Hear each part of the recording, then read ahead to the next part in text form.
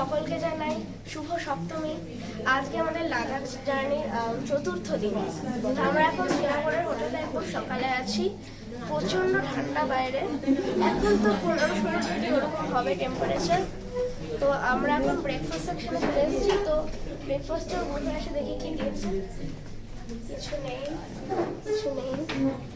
ডিম সেদ্ধ, উপমা আর ব্রেড অ্যান্ড বাটার।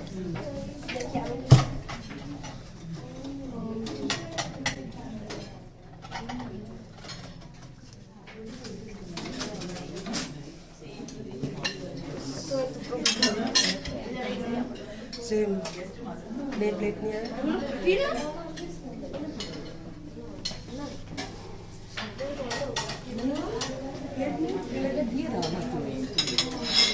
উপমা আমি খাইয়ে নেবো না।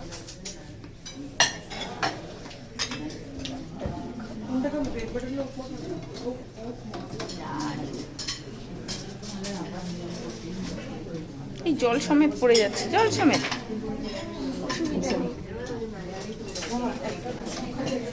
ঠিক আছে, তাহলে তুমি ব্রেকফাস্টটা নাও, আমরাও নিই, নাহলে লেট হয়ে যাবে। কারণ আমরা আজকে ব্রেকফাস্ট করেই কার্গিলের উদ্দেশ্যে রওনা দেবো।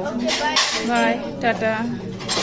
ব্রেকফাস্ট কমপ্লিট করে শ্রীনগরের হোটেলকে বিদায় জানিয়ে আমাদের গাড়ি এবার রওনা হলো কার্গিলের পথে। কি অপূর্ব এই রাস্তা, মানে না দেখলে, চোখে না দেখলে সত্যিই বিশ্বাস হয় না। এই পথ যদি না শেষ হয়, এই গানটার কথাই যেন বারবার মনে হচ্ছিল যেন আমাদের এই চলা চলতেই থাকি, আমরা চলার যেন শেষ না হয়। আমরা এখন একটা র্যান্ডম অ্যাপেল গার্ডেনে এসেছি। তো এখানে গাছে প্রচুর অ্যাপেল এখানে ঝুলে আছে। হাত দেওয়া অ্যালাউ নেই, হাত দিলে 200 টাকা ফাইন, ছেঁড়া অ্যালাউ নেই।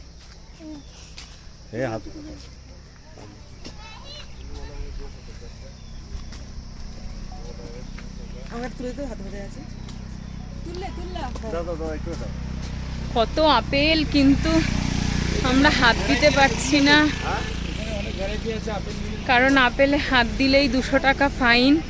দেখো আর ছবি তোলো, মানে শুধু দেখো আর খুশি হও মনে, ছিললেই 200 টাকা।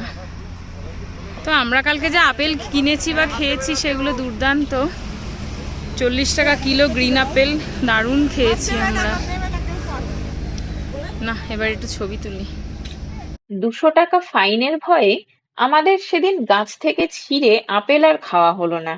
কিন্তু আমাদের ট্যুর অপারেটর সুজিত দা ওই বাগান থেকে আমাদের আপেল কিনে খাইয়েছিল, আর সেই আপেল ছিল দারুণ সুস্বাদু।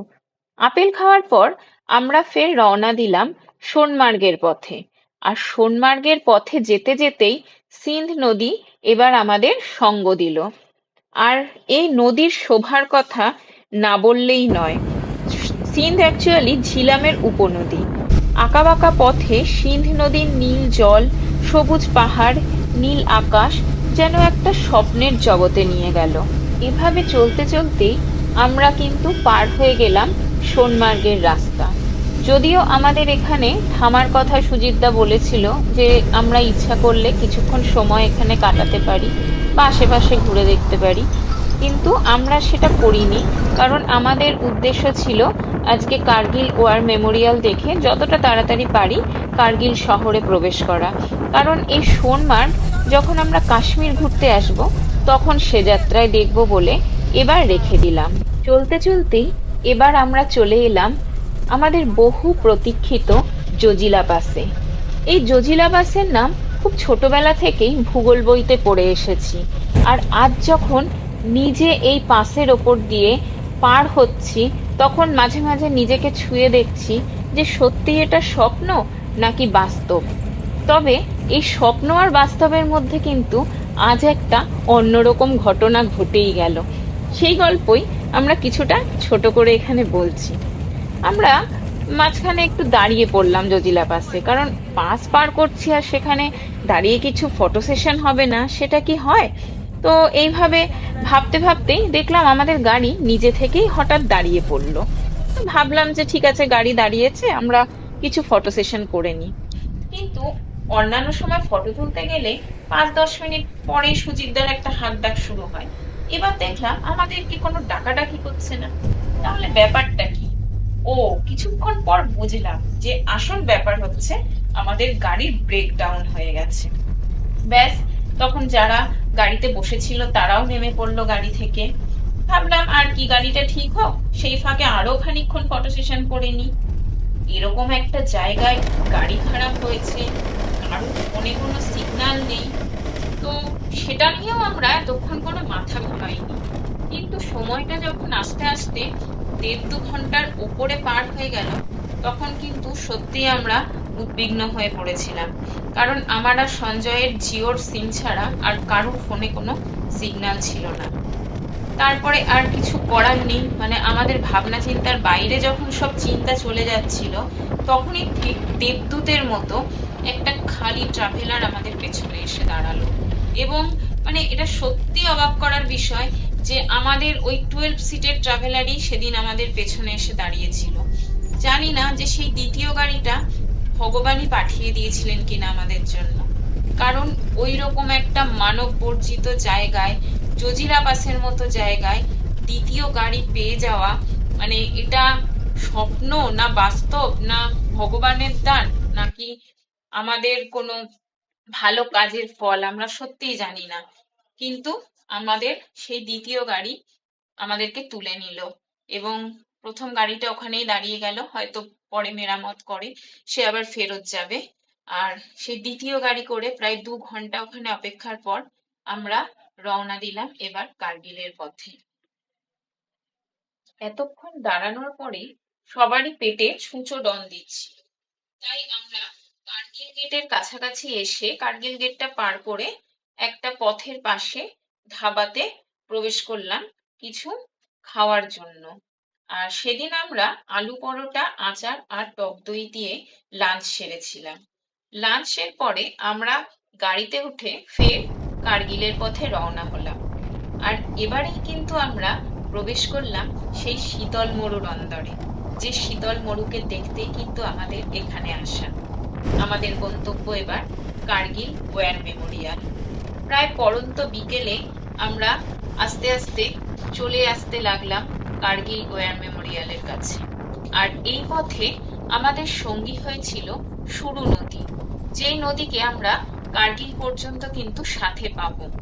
আর সুরু নদীর বর্ণনা আপনারাই দেখুন, নদীটা যে কি নীল, কি অপূর্ব, মানে মনে হচ্ছে যেন সেই শীতল মরুর বুক চিরে একটা নীল ফিতেকে কেউ আমাদের সঙ্গে সঙ্গে নিয়ে চলছে। আর সত্যি কথা বলতে কি, আমাদের এই সময়টা বেছে নেওয়ারও একটা উদ্দেশ্য ছিল যে প্রকৃতিকে এই শরৎকালে আমরা অন্য রকম ভাবে পাবো। আমরা যেমন শ্রীনগরে ফল কালার পেয়েছিলাম, তেমনি এই যে নদীর একটা নীল জল, মানে নীল আকাশের রংটা এই সময় নদীতে এসে রিফ্লেক্ট করে, তো সেই ধূসর মরুর বুকে এই নীল জলটা সত্যি, এটা কিন্তু মরীচিকা নয়, এটাই সত্যি। আর এই সত্যিকে সঙ্গে করে নিয়ে আমরা এগিয়ে চলছি কার্গিল ওয়ার মেমোরিয়ালের দিকে। কার্গিল যাওয়ার আগে আমরা পেরিয়ে এলাম বিশ্বের দ্বিতীয় শীতলতম স্থান দ্রাস।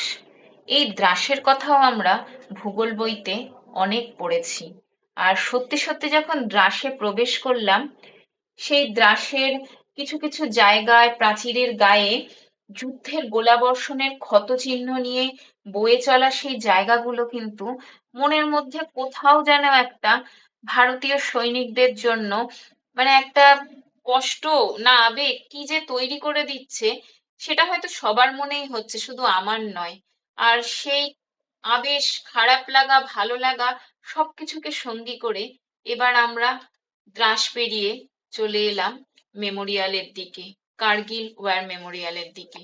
এবার ধীরে ধীরে আমরা সেই ওয়ার মেমোরিয়াল, সেই ভারতীয় সৈনিকদের বীর গাথা, তাদের নানা গল্প কাহিনী কিন্তু আমরা এবার শুনবো এবং নিজেদের চোখে সেটা চাক্ষুষ করব।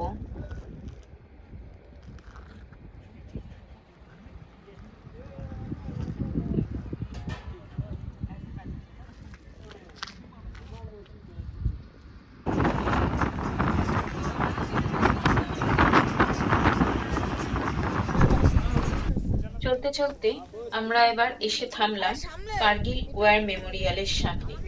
আর এখানে এসে সেই শহীদদের জন্য কিন্তু আমাদের মাথা নিজে থেকেই নত হয়ে এলো। আমরা এবার শুনবো সেই সৈনিকদের বীর গাথা বর্তমান সৈনিকদের মুখে।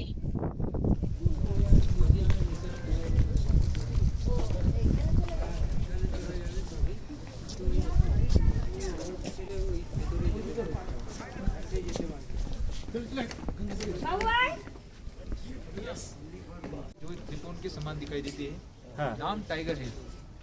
टाइगर हिल समंदर तल से लगभग 16,700 फीट की ऊंचाई पर है। जो बीच वाली दिखाई दे रही है वो है राइनो हॉर्न। राइनो हॉर्न के बाद ये पहाड़ी को जो स्काई लाइन में कनेक्ट हो रही है वो है बत्रा टॉप, जहाँ पर विक्रम बत्रा साहब वीर गति को प्राप्त हो गए। इसी कारण 0.4875 को बत्रा टॉप के नाम से जाना जाता है। यहाँ से ज़्यादा इंडिकेट होता है, इसी कारण यहाँ पर वॉर मेमोरियल को बनाया गया है। अभी सर ये लड़ाई 5 सेक्टर में लड़ी थी, मशको, द्रास, कारगिल, बटाली कोर, सब सेक्टर के ऊपर में। इंडियन बंकर हो गया ना। जी सब जी सर, यहाँ से 9 किलोमीटर का एरियल डिस्टेंस पाकिस्तान येलो सी है, वहाँ पर हमारी सेना डिप्लॉय है। तो यहाँ से इस पार के ऊपर 9 किलोमीटर का हवाई डिस्टेंस और ग्राउंड डिस्टेंस 20 किलोमीटर का। जी आपको अंदर जैसे सर है वो आपको ब्रीफ कर देंगे, आप जाइए आराम से। বর্তমান সৈনিকদের মুখে শোনা যুদ্ধের কাহিনীগুলো কিন্তু সত্যি সত্যি চোখে জল এনে দিল। আরো খারাপ লাগলো শত শত শহীদের বীরগাথা নিয়ে দাঁড়িয়ে থাকা ফলকগুলো দেখে।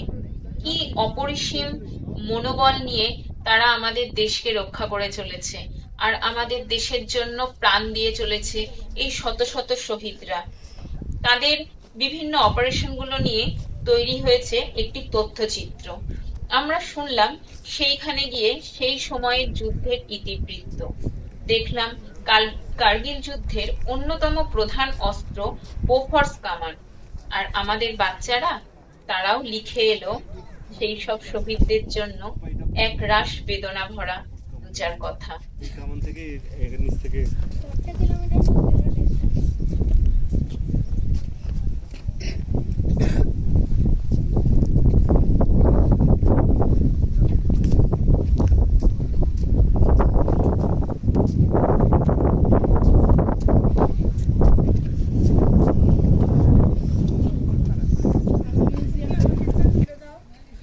আসো।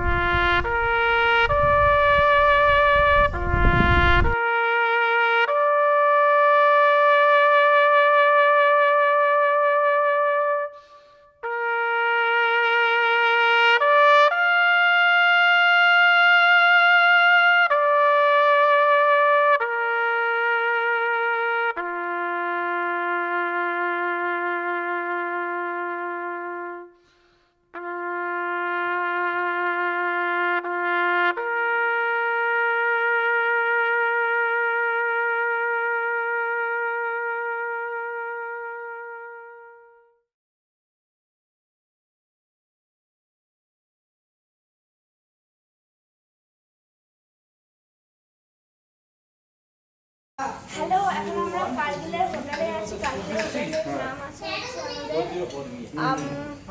Royal royal saga, royal royal গ্যাসো। হ্যাঁ হ্যাঁ। তো আমরা এখন রেস্টুরেন্টে চলে এসেছি, আমরা ডিনার করবো। রেস্টুরেন্টে বেঞ্চে দেখলাম বলতে বসে সিস্টেমে আমার তো কি আছে, চিকেন কারি, এটা আছে শিমুইয়ের ক্ষীর, তারপর এসর রুটি প্লাস বাটার নান, এখানে আছে মিক্সড ভেজ, তারপর ওইখানে আছে কড়াই পনির, ও মাই গড মাই ফেভারিট। আর এইখানে আছে হচ্ছে রাজমা আর স্টিম রাইস, আর আছে হচ্ছে এখানে ভেজ নুডলস। ওইখানে আছে হচ্ছে স্যালাড আর পাপড়, স্যুপ আছে, আর চাটনি, গ্রিন চাটনি আছে। এখন আমি একটা ভালো একটা ভোজন করতে চলেছি। পাপড় আছে। সত্যি আমাদের কিন্তু রেস্টুরেন্টের মেনু দেখে খিদে পেয়ে গেছে। আমাদের আর ব্লগ করার এখন বিন্দু মাত্র ইচ্ছা নেই। আমরা আপাতত ডিনার করব। রিদ্ধি প্লেট নিয়ে রেডি হয়ে গেছে, আর এখন যদি আমি মোবাইলটা ধরে থাকি তাহলে সবার খাওয়া হয়ে যাবে আর আমার হবে না। তো সেই জন্য মোবাইলটা বন্ধ করে আমিও এখন খাওয়া স্টার্ট করব। তো আমি এখন খাবার টেবিলে চলে এসেছি, বলে খাবার টেবিলে আবার যা যা মেনু আছে আমার একটু আমার ননভেজ আমার কোনো ইচ্ছে করলো না। আমি নিয়েছি হচ্ছে এই বাটার নান, কড়াই পনির মাই ফেভারিট, একটা পেঁয়াজের উপর চাটনি নিয়েছি, আর একটু নুডলস নিয়েছি উইথ চিলি সস। আমি এখন খাবো, দেখি খেতে কেমন।